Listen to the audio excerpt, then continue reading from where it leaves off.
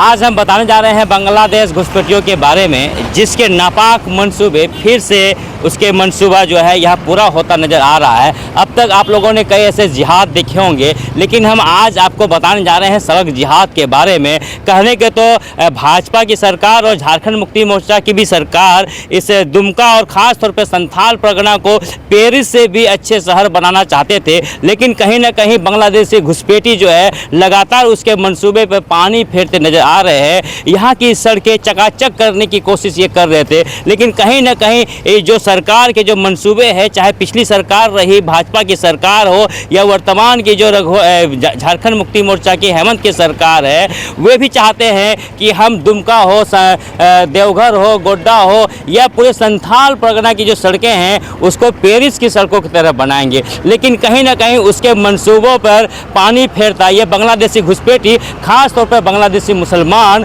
किस तरह से उसके तमाम मंसूबों पर पानी फेर रहा है, उसका हम उदाहरण आज आपको हम दिखाएंगे कि किस तरह से बांग्लादेशियों के लिए ये तमाम सरकारें काम कर रही है। हम अभी जहां खड़े हैं ये है गोविंदपुर और साहेबगंज की सड़कें।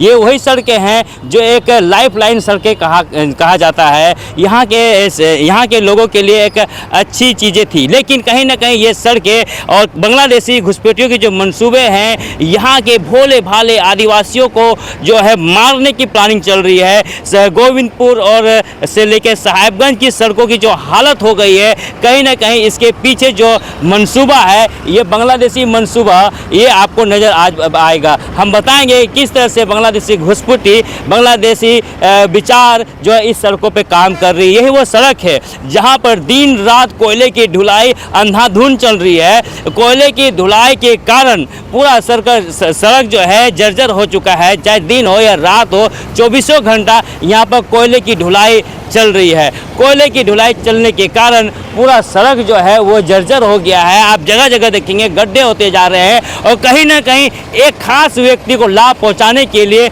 ये सड़क को बर्बाद किया जा रहा है। केवल और केवल बांग्लादेशियों को लाभ पहुंचाने के लिए इस सड़क को बर्बाद किया जा रहा है। आप दूसरे राज्य में देखेंगे तो वहाँ पर दिन में कोयले की ढुलाई बंद है, लेकिन ये दुर्भाग्य कहिए ये बांग्लादेशियों के लिए, खासकर बांग्लादेशी मुसलमानों को लाभ पहुँचाने के लिए यहाँ पर दिन और रात कोयला की ढुलाई होती है और कोयला की ढुलाई होने के कारण सड़क टूट रही है, सड़क जर्जर हो रही है। लोग अब पलायन करने लगे हैं। जिस तरह से कोयला का धूल उसके घरों में घुस रहा है, उसके दुकानों में घुस रहा है। ये वो रिंग रोड है जहाँ पर हजारों घर हैं, यहाँ के गरीब आदिवासी भोले भाले लोगों का घर है, लेकिन वो भी अब इस घर को छोड़ रहे हैं। काफ़ी लोगों ने बड़ा बड़ा होटल बनाया, रेस्टोरेंट बनाया, काफ़ी दुकानें बनाई, लेकिन बांग्लादेशियों को लाभ पहुँचाने के मकसद से इस कोयले की ढुलाई जो है अंधाधुंध 24 घंटा चल रहा है।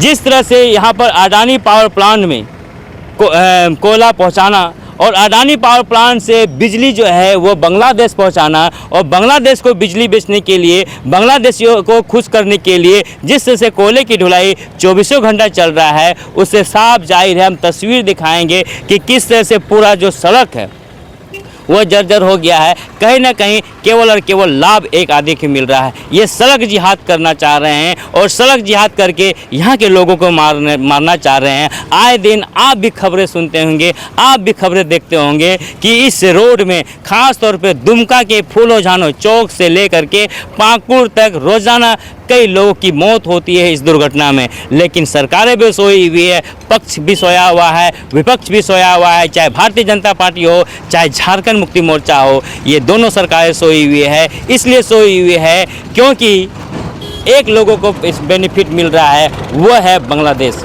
बांग्लादेशी को बिजली पहुंचाने के मकसद से दिन रात यहाँ कोयला की ढुलाई चल रही है, सड़कें टूट रही है, लेकिन सभी मौन हैं। आखिर सड़क जिहाद करने के पीछे किसका हाथ है? क्यों सड़क जिहाद किया जा रहा है? क्यों सड़क तोड़ी जा रही है और इसका रिपेयर नहीं किया जा रहा है? और कोयले की अंधाधुंध ढुलाई से लोगों के स्वास्थ्य पर कुप्रभाव पड़ रहा है। आखिर क्यों? सवाल ये है क्यों आखिर बांग्लादेशी घुसपैठी और बांग्लादेशियों के सामने तमाम सरकार, तमाम संस्थाएं नतमस्तक होती नजर आ रही है? आखिर क्यों? ये सवाल बनता है। चुनाव का समय आ गया है और चुनाव में फिर से वादे होंगे, लेकिन सवाल ये है कि कोई भी सरकार आ जाए, यहाँ के भोले भाले आदिवासियों का डेवलपमेंट कैसे होगा?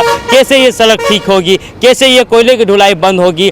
कैसे इस धूल से निजात मिलेगा। पीछे ये तस्वीर हम आपको दिखा रहे हैं, ये फूलों झानों की तस्वीर है। ये वही तस्वीर है जिसको लेकर के यहाँ पर इसे भगवान का दर्जा दिया जाता है। लोग पूछते हैं जो हमारे संथाल परगना की क्रांतिकारी रही, हमारे संथाल परगना की क्रांति सिद्धू कान्हू, चांद भैरो, फूलों झानों की तस्वीर, और यहाँ पर वो तस्वीर लगी हुई है।